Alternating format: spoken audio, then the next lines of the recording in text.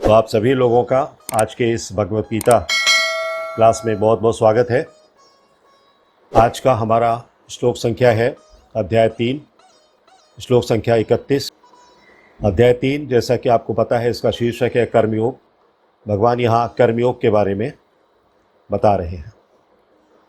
हम देखेंगे कि आज के 31वें नंबर के श्लोक में भगवान हमें क्या संदेश देते हैं। ये भगवान के जो संदेश हैं ये हमारे जीवन के लिए मैनुअल की तरह से काम करते हैं। अगर हम इन संदेशों को अच्छी तरह से समझें और अपने जीवन में अपनाएं तो निश्चित तौर पर हमारा जीवन बहुत सुखी होगा और हम भगवान की सेवा करने की ओर उन्मुख होंगे। भगवान की भक्ति में हमारा ध्यान होगा, न कि माया में हमारा ध्यान होगा या इंद्रिय तृप्ति में हमारा ध्यान होगा। तो कर्मयोग श्लोक संख्या 31, इसको हम पढ़ेंगे। ये मे मतम इदम नित्यम अनुतिष्ठन्ति मानवाः श्रद्धावन्तः अनुसूयन्तो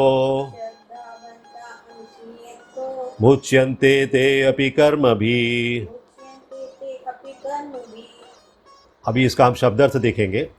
ये अर्थात जो मैं मेरे मतम आदेशों को, मेरे मतों को या मेरे आदेशों को, मेरी जो एडवाइस हैं उनको इदम इन नित्यम नित्य कार्य के रूप में अनुतिष्ठन्ति नियमित रूप से पालन करते हैं मानवा ऐसे मानव प्राणी श्रद्धावंता श्रद्धा तथा भक्ति समेत अनसूयंतो बिना ईर्ष्या के। सूय करते हैं, सूय बोलते हैं किसी से ईर्ष्या करना, और अनसूय बोलते हैं ईर्ष्या नहीं करना, बिना ईर्ष्या के। मुच्यन्ते मुक्त हो जाते हैं, ते वे अपि भी कर्म भी सकाम कर्मों के नियम रूपी बंधन से। तो यहाँ पर कहा गया है कि जो व्यक्ति मेरे आदेशों के अनुसार अपना कर्तव्य करते रहते हैं, भावार्थ में श्रील प्रभुपाद क्या कह रहे हैं, जो व्यक्ति मेरे आदेशों के अनुसार अपना कर्तव्य करते रहते हैं और ईर्ष्या रहित होकर इस उपदेश का श्रद्धापूर्वक पालन करते हैं। ईर्ष्या रहित होकर, ईर्ष्या किससे करना? भगवान से करना। भगवान से ईर्ष्या करने की बात कही जा रही है यहाँ पर। हम इसका जब तात्पर्य पढ़ेंगे और इसका बारे में जब और व्याख्या करेंगे तब हम जानेंगे कि भगवान से भी कोई ईर्ष्या कर सकता है क्या। तो जो व्यक्ति मेरे आदेशों के अनुसार अपना कर्तव्य करते रहते हैं और ईर्ष्या रहित होकर इस उपदेश का श्रद्धापूर्वक पालन करते हैं, वे सकाम कर्मों के बंधन से मुक्त हो जाते हैं। देखिए, भगवान तो जो है उनके लिए ऑल अथॉरिटीज़ हैं, वो सब कुछ करने के लिए अथॉराइज्ड हैं। तो यहाँ पहले तो उन्होंने कहा कि निष्काम कर्म करो, लेकिन कह रहे हैं कि अगर सकाम कर्म भी किसी ने किए हैं तो हम उनको भी माफ़ कर देते हैं, वो भी बंधन से मुक्त हो जाते हैं, क्योंकि भगवान के पास सारी अथॉरिटीज़ है। जीव के पास सारी अथॉरिटीज़ नहीं है। जीव चाहे कि वो सकाम कर्म करे और उसके बाद भी वो कर्मों के बंधन से मुक्त हो जाए, वो खुद नहीं हो सकता। जैसे कि किसी कार्यालय का कोई बॉस है और वो बॉस अपने जो सबॉर्डिनेट्स हैं उनसे कोई गलतियां हो जाएं तो वो चाहे तो उनको माफ़ करे या ना माफ़ करे, उन पर पेनल्टी लगा दे। इसी तरह से भगवान जो हैं वो हम सबके ऊपर है। वो क्या है? सुप्रीम पर्सनैलिटी ऑफ गॉडहेड, सर्वोच्च है। जो सर्वोच्च भगवान के पास सारी अथॉरिटीज़ हैं। वो चाहें तो हमें माफ़ भी कर दें, क्षमा भी कर दें और हमें अपने भगवत धाम में ले लें, और नहीं चाहें तो कर्मों के बंधन में पड़ा रहने दें। तो वे सकाम कर्मों के बंधन से मुक्त हो जाते हैं। भगवान यहाँ पर कह रहे हैं अगर वो जीव क्या करता है, मेरे आदेशों के अनुसार अपने कर्तव्य का पालन करता है और ईर्ष्या रहित होकर श्रद्धापूर्वक मेरे आदेश का पालन करे। तो अब इसके तात्पर्य में हम देखते हैं कि तात्पर्य में श्रील प्रभुपाद क्या कहते हैं। पर्पट बाय हिज डिवाइन ग्रेस ऐसी भक्ति वेदांत स्वामी श्रील प्रभुपाद की जय। श्री भगवान कृष्ण का उपदेश समस्त वैदिक ज्ञान का सार है। श्री भगवान कहा है उन्होंने। श्री भगवान सिर्फ एक ही हैं। कौन है? भगवान श्री कृष्ण। भगवान श्री कृष्ण का उपदेश समस्त वैदिक ज्ञान का सार, जितना भी वैदिक ज्ञान है, वेदों में जो भी नॉलेज है, वेदों में जो कुछ भी बताया गया उसका सार क्या है? भगवान श्री कृष्ण का उपदेश। अगर हम सच में माने तो श्रीमद् भागवतम जो 12 कैंटोज में है, स्कंदों में है, और ये श्रीमद् भगवद गीता, ये समस्त वैदिक ज्ञान का सार है, इसके अलावा और कुछ नहीं है। अतः किसी अपवाद के बिना ये शाश्वत सत्य है। देयर इज नो एक्सेप्शन, कोई अपवाद नहीं है इसका। ये इटर्नल ट्रूथ है, शाश्वत सत्य है, चला आ रहा है सदियों से, पीढ़ियों से। जिस प्रकार वेद शाश्वत हैं, वेद जो हमें 4 वेद दिए गए हैं, जिस प्रकार वे वेद शाश्वत हैं, वे इटर्नल हैं, उसी प्रकार कृष्ण भावनामृत का ये सत्य भी शाश्वत है। कृष्ण कॉन्शियसनेस का ये सत्य कि कृष्ण का उपदेश ही ज्ञान का सार है, ये भी शाश्वत है, इटर्नल है। मनुष्य को चाहिए कि भगवान से ईर्ष्या किए बिना इस आदेश में दृढ़ विश्वास रखें। मनुष्य को चाहिए कि भगवान से ईर्ष्या ना करे। भगवान से ईर्ष्या करके मनुष्य क्या कर लेगा? ये तो ऐसा ही हो गया जैसे कि सड़क पर एक हाथी चलता जा रहा है और कुत्ते भौंक रहे हैं, तो वो कुत्ते हाथी का क्या बिगाड़ लेंगे? कुछ नहीं बिगाड़ सकते। हाथी अपनी मस्ती की चाल में चलता रहेगा और कुत्ते भौंकते रहेंगे। थोड़ी दूर आगे निकल जाएगा, जब कुत्ते की निगाह से वो आगे निकल जाएगा, कुत्ते भौंकना बंद कर देंगे। तो वो स्थिति जीव की और परमात्मा की है। तो भगवान से ईर्ष्या करके हम क्या कर लेंगे? हम कुछ नहीं कर सकते। तो मनुष्य को चाहिए कि भगवान से ईर्ष्या किए बिना इस आदेश में दृढ़ विश्वास रखे।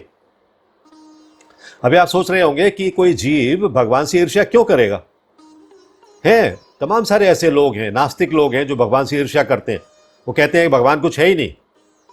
आप लोग मंदिर में पत्थरों को पूजने जाते हो, ऐसे बहुत से लोग हैं जो कहते हैं शून्य है भगवान, निराकार है, भगवान कुछ है ही नहीं। तो ऐसे व्यक्ति जो हैं वो भगवान से ईर्ष्या रखते हैं। वो कहते हैं भगवान का कोई आकार प्रकार हो ही नहीं सकता। भगवान आपकी तरह इंसान कैसे हो सकते हैं, 2 पैरों पर चलने वाले? अगर हैं तो हमें दिखाओ।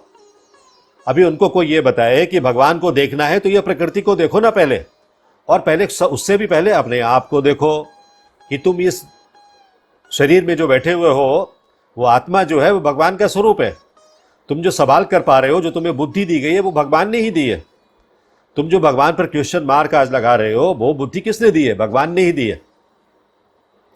लेकिन तुमने उस बुद्धि को इतना दूषित कर लिया है कि तुम भगवान की तरफ ध्यान ही नहीं देते हो, तुम अपनी तरफ ही ध्यान देते हो। तो ऐसे अनेक दार्शनिक हैं, ऐसे बहुत सारे फिलॉसफर्स हैं जो भगवत गीता पर टिप्पणी तो लिखते हैं, किंतु कृष्ण में कोई श्रद्धा नहीं रखते। वो कहते हैं कृष्ण तो एक ग्वाला थे, वो तो गाय चराने वाले थे, वो कोई भगवान नहीं थे। लेकिन अगर कृष्ण भगवान नहीं थे तो इतनी छोटी सी उम्र में उन्होंने कैसे इतने सारे राक्षसों को मार दिया, कंस को भी मार दिया और सारे ब्रजवासियों का उद्धार किया और कितनी बड़ी बड़ी लीलाएं की। वे कभी भी सकाम कर्मों के बंधन से मुक्त नहीं हो सकते। तो सकाम कर्मों का जो फ्रूटिव एक्शंस का जो बंधन है, उससे वो लोग कभी मुक्त नहीं हो सकते, ऐसे दार्शनिक लोग जिनकी बात की जा रही है यहां पर। किंतु एक सामान्य पुरुष, एक कोई नॉर्मल ह्यूमन बीइंग, भगवान के इन आदेशों में दृढ़ विश्वास करके कर्म नियम के बंधन से मुक्त हो जाता है। यहां प्रभुपाद जी बता रहे हैं कि किसी को बहुत बड़ा दार्शनिक होने की जरूरत नहीं है भगवान से कृष्ण भावनामृत में जुड़ने के लिए। उसे क्या करना है? सिर्फ दृढ़ विश्वास करना है भगवान के आदेशों में। भगवान ने जो कहा है उसको विश्वास करके मान लेना है, और तभी वो क्या होगा? कर्म नियम के बंधन से मुक्त हो जाएगा। अगर वो उसने कोई सकाम कर्म भी किए होंगे तो वो भगवान उनको माफ कर देंगे, क्योंकि वो भोला भाला है, वो नहीं जानता कुछ दुनिया का जाल, माया का जाल उसके ऊपर नहीं है। वो उन दार्शनिकों की तरह नहीं है जो भगवान को नहीं मानते। इसलिए भगवान उसको प्रोटेक्ट करते हैं, संरक्षण देते हैं। भले ही वो इन आदेशों का ठीक से पालन ना कर पाए, लेकिन उसकी श्रद्धा है उनमें, वो मानता है। 10% नहीं तो 5%, 2%, 1% कुछ ना कुछ तो करता है। किंतु चूंकि मनुष्य इस नियम से रुष्ट नहीं होता और पराजय तथा निराशा का विचार किए बिना निष्ठापूर्वक कार्य करता है, अतः वो विशुद्ध कृष्णा भावनामृत को प्राप्त होता है। ऐसा मनुष्य जो साधारण मनुष्य है, जो सामान्य पुरुष है, वो इन आदेशों का भले ठीक से पालन न कर पाए, लेकिन इस नियम से मनुष्य इस नियम से रुष्ट नहीं होता, नाराज नहीं होता है, क्रुद्ध नहीं होता है, ईर्ष्या नहीं करता है। लेकिन ये जो दार्शनिक लोग हैं ना, जो भागवत गीता की या भागवतम की टीका टिप्पणी करते हैं लेकिन भगवान को मानते नहीं है, वो लोग भगवान से रुष्ट रहते हैं, नाराज रहते हैं, वो नहीं मानते हैं कुछ भी। वो कहते हैं नहीं भगवान कुछ नहीं है और ये सब बकवास की बात है, ये व्यास जी ने लिख दिया है और व्यास जी ने लिखा हुआ है, आप लोग उसे कृष्ण का समझ के पढ़ते हो। लेकिन क्या ऐसा हुआ है कभी? 5000 साल पहले जो ये गीता का उपदेश दिया गया था, या सृष्टि के निर्माण के समय भगवान ने जो वेद दिए, जो ज्ञान दिया, जो उपनिषद दिए, जो पुराण दिए, वो सब कहाँ से आ गए? और आज भी ये धरती अगर टिकी हुई है तो कहाँ टिकी हुई है? ये प्रकृति जो संचालित हो रही है, कैसे कैसे संचालित हो रही है? अगर ये धूप निकल रही है, हवा चल रही है, बारिश हो रही है, ये कैसे हो रहा है? ये पर्वतों और सागरों का जो संतुलन है वो कैसे बना हुआ है? ये सब भगवान की ही देन है। भगवान श्री कृष्ण ही इसके मूल आधार हैं और कोई दूसरा नहीं हो सकता। तो चूंकि मनुष्य इस नियम से रुष्ट नहीं होता, वो नाराज नहीं होता है, वो भगवान की सत्ता को स्वीकार करता है और पराजय तथा निराशा का विचार किए बिना, वो हार जीत का उसे कोई मतलब नहीं है, जय पराजय का उसे कोई मतलब नहीं है, आशा निराशा का कोई मतलब नहीं है। वो तो सिर्फ एक ही तरफ उसका ध्यान है, एक ही केंद्र है। कौन? भगवान श्री कृष्ण। निष्ठापूर्वक उसी में ही लगा हुआ है, वो डिलीजेंटली, इंटेलिजेंटली वो उसी कार्य में लगा हुआ। किस कार्य में? भगवान की सेवा करने में। अतः वो विशुद्ध कृष्ण भावनामृत को प्राप्त होता है। हाँ, विशुद्ध मतलब प्योर कृष्ण भावनामृत उसे मिलती है। जबकि वो व्यक्ति जो कि दार्शनिक है, बहुत ज्ञान रखता है, उसको कुछ नहीं मिलता, वो कर्मों के बंधन में बंधा हुआ रहता है। तो अभी ये में मतम इदम, ये जो शब्द का प्रयोग किया गया है, यह श्रद्धावान तो अनसूयंतो, इन शब्दों की थोड़ी सी व्याख्या करेंगे हम। कि कहा गया है कि किसी भी वर्ण, आश्रम, धर्म, संप्रदाय आदि का कोई भी मनुष्य हो, यदि वो कर्म बंधन से मुक्त होना चाहता है तो उसे क्या करना चाहिए? उसे इस सिद्धांत को मानना चाहिए और इसका अनुसरण करना चाहिए जो यहाँ भगवान ने कहा है। क्यों करना चाहिए? इससे उसकी शरीर, इंद्रियां, मन, बुद्धि और सारा मटेरियल वर्ल्ड, उसके कर्म, क्योंकि वो कुछ भी अपने नहीं हैं। ये जो चीज़ें हम अपना मानते हैं ना, ये सब चीज़ें जो हैं हमारी अपनी नहीं हैं। इस वास्तविकता को जान लेना चाहिए उसे। जब वो इस वास्तविकता को जान लेता है कि मैं देहात्म नहीं हूँ, मैं देह हूँ, देह मेरी अलग है, आत्मा मेरी अलग है, इस शरीर को ही आत्मा नहीं मानता है वो, तो ऐसा व्यक्ति क्या है? वो कर्म बंधन से मुक्त हो जाता है, कर्मों के बंधन उससे छूट जाते हैं। श्रद्धावान जो शब्द प्रयोग किया गया है ना, भगवान के प्रति दृढ़ विश्वास रखो। मनुष्य जो है, मनुष्य का शरीर जो है, वो जड़ पदार्थों में बंधा हुआ है, अपने लिए ही सब चीज मानता है वो। तो इससे उसे मुक्त होना है। उसका कुछ नहीं है, सब कुछ किसका है? भगवान का है। ये वास्तविकता जड़ता से मानते हुए संबंध का त्याग करना, मतलब इस जड़ जगत से अपने संबंध का त्याग करना बहुत आसान हो जाता है अगर आप क्या करते हो? श्रद्धा से भगवान पर विश्वास करते हो, ट्रस्ट करते हो। तो श्रद्धावान भक्त जो है, श्रद्धावान साधक जो है, वो क्या करता है? वो सत्य शास्त्र, सत्य चर्चा और सत्संग की बातें सुनता है। मतलब अच्छे शास्त्र पढ़ता है, अच्छी चर्चाओं में भाग लेता है और अच्छा सत्संग करता है। उससे क्या होता है? उसका आचरण सुधरता है। सुधरने से क्या होता है कि मनुष्य शरीर जो मिला है, परमात्मा ने हमें दिया है, वो किस लिए दिया है? कि हम भक्ति करें और भगवान के धाम को वापस जाएं। जानवरों को तो वो बुद्धि नहीं दी है, पशुओं को नहीं दिए, जल योनि के जितने भी जीव हैं उनको तो नहीं दिए, वृक्ष योनि के जितने भी वृक्ष हैं उनको तो नहीं दिए, लेकिन ये मानव योनि में पैदा हुए हम लोगों के लिए दी है, मानवों के लिए। अतः परमात्मा को प्राप्त करने की एकमात्र उत्कट अभिलाषा हमारी होनी चाहिए और कुछ नहीं होनी चाहिए। इसके लिए क्या चाहिए? हमें श्रद्धा चाहिए, विश्वास चाहिए, इंद्रियों पर नियंत्रण चाहिए। अगर ये सब हम कर पाएंगे तो हम सफल हो सकते हैं।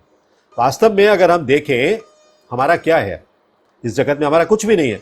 वास्तव में सब कुछ भगवान का है, लेकिन मनुष्य भूल से भगवान की वस्तुओं को अपना बताता है और ममता, कामना या इच्छा, इंद्रियों के कारण दुख पाता रहता है हर चीज को अपना मान के।